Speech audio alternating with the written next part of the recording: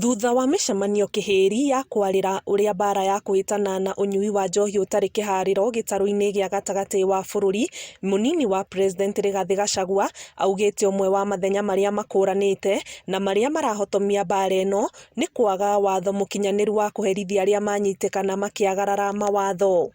To the brewers and the peddlers,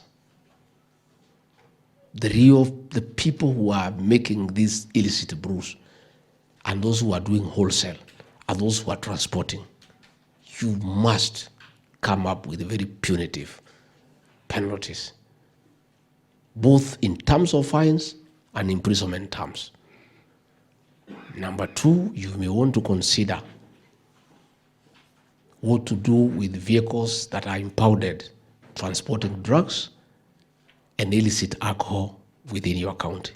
Kĩgomano-inĩ gĩa thikũ ithatũ kĩrĩa gĩgũkorwo gĩgĩthiĩ na mbere gĩa gũtunga mawatho maya mwena wa Naivasha, ma MCA kuma wodi-inĩ cia kaũntĩ cia gatagatĩ wa bũrũri megũkorwo magĩtunga mawatho maya werũ marĩa marigicĩirie ũthondeki, wendia na ũnyui wa njohi ĩno ngananie. Then don't allow the nonsense that is going on, that licenses are issued throughout the year. It has never happened. Licenses were issued once a year. Once. And it was a serious affair. People are given 2 or 3 weeks to apply.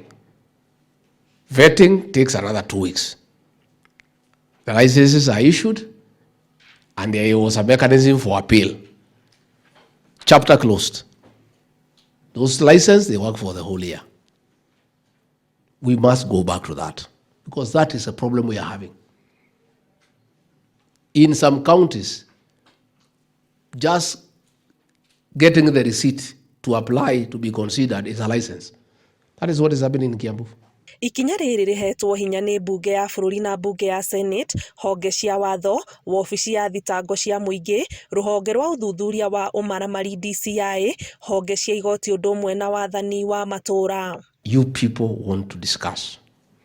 Can you consider re-establishing the liquor licensing court, and don't leave it to the county government alone?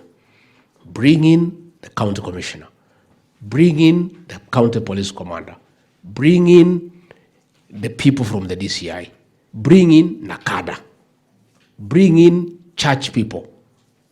By law, don't leave it to the governor. By law, bring in men and women of integrity in the liquor licensing court.